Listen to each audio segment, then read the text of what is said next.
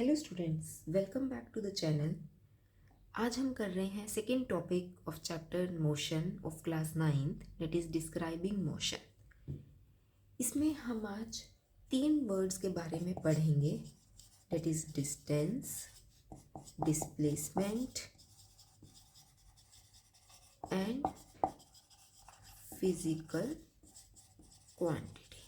ये 3 वर्ड्स आज हम समझेंगे। सबसे पहले हम बात करते हैं कि किसी भी ऑब्जेक्ट की लोकेशन को डिस्क्राइब करने के लिए हम एक रेफरेंस पॉइंट को कंसीडर करते हैं, है ना। जैसे हमने नेक्स्ट प्रीवियस वीडियो में देखा था। मान लो किसी गांव में एक स्कूल है जो रेलवे स्टेशन से 2 किलोमीटर्स नॉर्थ है, ठीक है। ये एक स्कूल है, ठीक है, जो ये हमारा रेलवे स्टेशन है, इससे 2 किलोमीटर्स टुवर्ड्स नॉर्थ है, ठीक है। तो यहाँ पे हमने क्या बोला कि हमने इस स्कूल की लोकेशन को डिस्क्राइब किया है with respect to this railway station कि वो हमारा 2 किलोमीटर टुवर्ड्स नॉर्थ है। तो यहाँ पे जो हमारा रेलवे स्टेशन है ये हमारा क्या है, रेफरेंस पॉइंट है, ठीक है।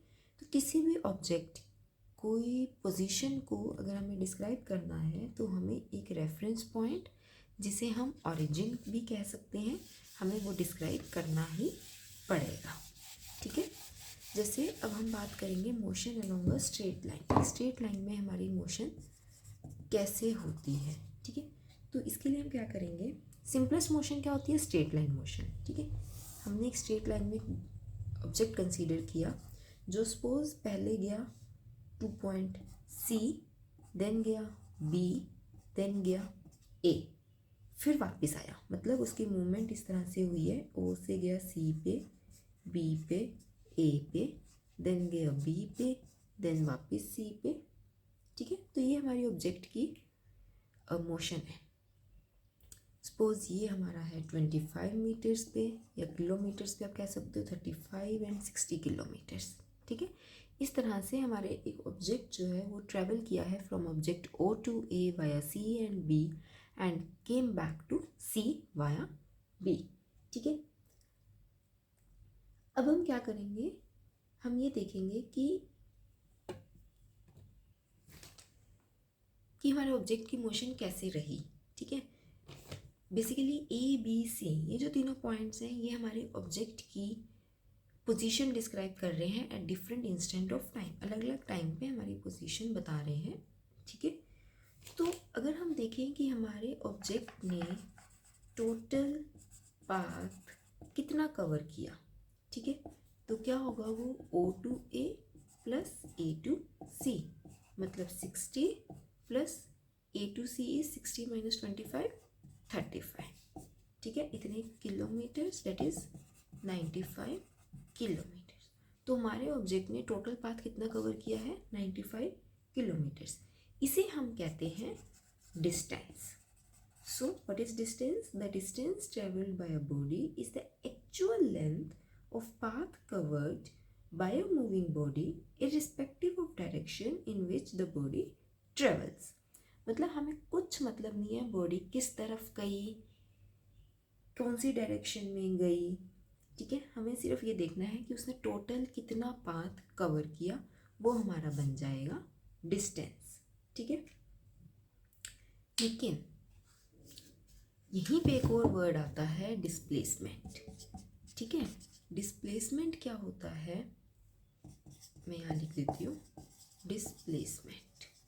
डिस्प्लेसमेंट क्या होता है, displacement is the shortest distance that the body has covered, ठीक है।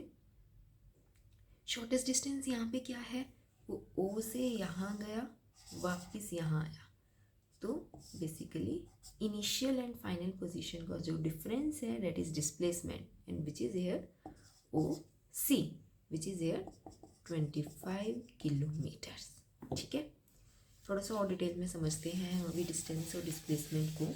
एक और एग्जांपल लेते हैं और उससे आपको बहुत क्लियर हो जाएगा कि डिस्टेंस और डिस्प्लेसमेंट में फ़र्क क्या है। सपोज एक मैन ए पॉइंट पे रहता है, ठीक है, और उसने सी पॉइंट पे जाना है, लेकिन पहले उसे अपने एक फ्रेंड को मिलना है जो कि बी पॉइंट पे रहता है, ठीक है। मतलब ये ए सी बी, उस मैन को ए से सी जाना है, लेकिन उसे पहले बी पॉइंट पे जाना है जहाँ उसका एक फ्रेंड रहता है जिसे उसने मिलना है। तो सबसे पहले वो दोस्त कहाँ गया, वो पर्सन कहाँ गया, ए से बी पे गया, अपने फ्रेंड को मिला, and A to B is suppose 5 kilometres. Then वो बी टू सी आया, B to C is suppose 3 kilometres, ठीक है। तो जो टोटल लेंथ है उस पर्सन ने ट्रैवल किया या उस पर्सन ने मूव किया, वो कितना हुआ, A B plus B C, which is 5 + 3 kilometres, that is 8 kilometres, है ना। टोटल लेंथ उसने इतनी कवर की, so this is our distance. So distance moved by the person is 8 kilometres. लेकिन हमें ये जानना है कि वो पर्सन अपनी फाइनल पोजीशन से कितनी दूर है, ठीक है। तो हम क्या देखेंगे कि ए और सी का जो शॉर्टेस्ट पाथ है उसकी क्या लेंथ है ना। तो ए और सी का जो शॉर्टेस्ट पाथ है, ये वाली लेंथ, ये लेंथ हम कैसे निकाल सकते हैं। आप देख रहे हो ये एक राइट एंगल ट्रायंगल बन गई है। तो राइट एंगल ट्रायंगल में hypotenuse square is equal to perpendicular square plus base square, that is A B square is equal to A C square plus B C square. So A C square is equal to A B square minus B C square, that is 5 square minus 3 square, 25 minus 9, that is 16। So A C is 4 kilometres, है ना। तो हम क्या देख रहे हैं कि shortest distance जो है वो तो है 4 किलोमीटर्स, ठीक है, लेकिन उसने ट्रैवल किया है 8 किलोमीटर्स। तो जो ये 4 किलोमीटर्स आया है शॉर्टेस्ट डिस्टेंस, इसे हम कहते हैं डिस्प्लेसमेंट, एंड ये होता है हमारा डिस्टेंस, ठीक है। मतलब किसी भी ऑब्जेक्ट ने एक पॉइंट से दूसरे पॉइंट पर जाने के लिए जो एक्चुअल लेंथ ट्रैवल की है उसे हम कहते हैं डिस्टेंस। लेकिन जो स्ट्रेट लाइन पाथ बन रहा है between final position and initial position, या जो शॉर्टेस्ट डिस्टेंस है उसे हम कहते हैं डिस्प्लेसमेंट, ठीक है। तो इस एग्जांपल में आपको ये क्लियर हुआ। अब जो हमने फर्स्ट एग्जांपल लिया था मोशन वाला, उसमें जैसे मैंने आपको बताया था कि उसमें डिस्टेंस एंड डिस्प्लेसमेंट है ना, उसी एग्जांपल को हम एक बार फिर से देखते हैं। सपोज करो जो motion along the straight line हमने लिया था, वो ऑब्जेक्ट ओ से ए पे गया, सी बी, ठीक है। ओ ए बी, या इस तरह से लिखो, ओ से गया C, B A, then back to B C, and suppose अब वो बैक टू अपनी ओरिजिनल पोजीशन पे आ गया। तो यहाँ तक कितना लिया था हमने, ये 60 किलोमीटर्स, ये था 35, ये था 25, है ना। तो अगर हम देखें डिस्टेंस, टोटल डिस्टेंस कवर्ड कितना हो जाएगा, अगर वो ओ से ए गया एंड वापस ओ पे आ गया, तो 60 + 60 120 किलोमीटर्स। लेकिन डिस्प्लेसमेंट कितनी हो गई, यहाँ से यहाँ गया वापस यहाँ आ गया, initial position minus final position is 0, so total displacement is 0 kilometres, ठीक है। अगर हम ये O to O की बात कर रहे हैं। सिमिलरली अगर हम O to A की बात कर रहे हैं तो हमारा डिस्टेंस कितना है 60, डिस्प्लेसमेंट भी कितनी है 60 सेम। और अगर हम यहाँ लिख रही हूँ मैं, अगर हम सपोज O to C की बात कर रहे हैं तो डिस्टेंस हमारा कितना आया था O to C में 60 एंड 25 85, सॉरी 35 ना 95, है ना। O to C की हम बात कर रहे हैं और डिस्प्लेसमेंट कितनी हो जाएगी जस्ट 25 किलोमीटर्स। बात समझ में आई। डिस्टेंस और डिस्प्लेसमेंट में क्या फ़र्क होता है। डिस्टेंस टोटल पाथ है जितना उस बॉडी ने ट्रैवल किया है, डिस्प्लेसमेंट शॉर्टेस्ट पाथ है initial position and final position के बीच का जो पाथ ट्रैवल्ड है, दैट इज डिस्प्लेसमेंट। अब हम बात करेंगे फिजिकल क्वांटिटी की, ठीक है, कि फिजिकल क्वांटिटी क्या होती है। जो क्वांटिटीज़ है हमारी, डिस्टेंस, डिस्प्लेसमेंट, इन सबको हम फिजिकल क्वांटिटीज़ कहते हैं, मतलब they are quantities of physics, ठीक है। फिजिकल क्वांटिटी का मतलब क्या है, इसका जो मैग्नीट्यूड होता है, मैग्नीट्यूड ऑफ फिजिकल क्वांटिटी,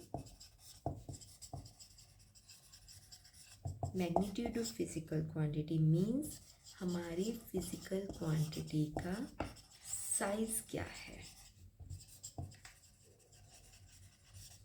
ठीक है। मतलब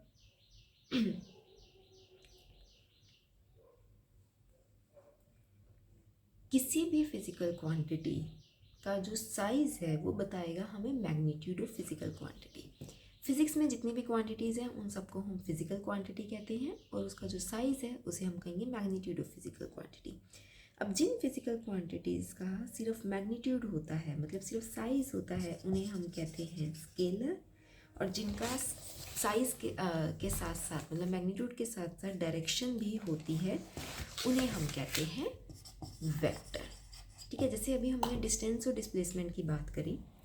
डिस्टेंस मैंने बोला वो एक्चुअल पाथ है, जितना उसने ट्रैवल किया, उसमें हमें उसके डायरेक्शन से कोई मतलब नहीं है, तो वो हमारी हो गई स्केलर क्वांटिटी। लेकिन डिस्प्लेसमेंट, क्योंकि उसमें हमें डायरेक्शन भी देखनी पड़ती है कि वो कहाँ गया, है ना, शॉर्टेस्ट पाथ है ना, तो हमने उसमें उसकी डायरेक्शन को भी कंसीडर किया है, तो इसीलिए वो हमारी हो गई वेक्टर क्वांटिटी, ठीक है। फिजिकल क्वांटिटी दो तरह की होती है, स्केलर एंड वेक्टर। जिसका सिर्फ मैग्नीट्यूड है वो होगी स्केलर क्वांटिटी, जिसका magnitude as well as direction है वो होगी हमारी वेक्टर क्वांटिटी। तो एक डिफरेंस और देखो डिस्टेंस और डिस्प्लेसमेंट में। डिस्टेंस कभी भी ज़ीरो नहीं हो सकता, कैन नेवर बी ज़ीरो, है ना, and displacement can be zero. अभी हमने एग्जांपल देखा था ना, क्योंकि अगर ऑब्जेक्ट ओरिजिनल पोजीशन पे वापस आ गया तो उसकी डिस्प्लेसमेंट तो ज़ीरो हो जाएगी, लेकिन डिस्टेंस ज़ीरो नहीं होगा। तो ये बेसिकली डिफरेंस बन जाते हैं डिस्टेंस और डिस्प्लेसमेंट में। आप कैसे बता सकते हो डिस्टेंस और डिस्प्लेसमेंट के डिफरेंसेस? पहले आप उनकी डायरेक्शन बता दो, मतलब पहले आप उनकी डेफिनेशन बता दो, फिर आप ये बता दो कि डिस्टेंस स्केलर है, डिस्प्लेसमेंट वेक्टर है, एक एग्जांपल दे दो। देन आप ये बता दो कि जो डिस्टेंस है वो ज़ीरो नहीं हो सकता, डिस्प्लेसमेंट ज़ीरो हो सकता है, एंड डिस्टेंस जो है can be equal to displacement in some cases, जैसे अभी हमने एग्जांपल देखा था।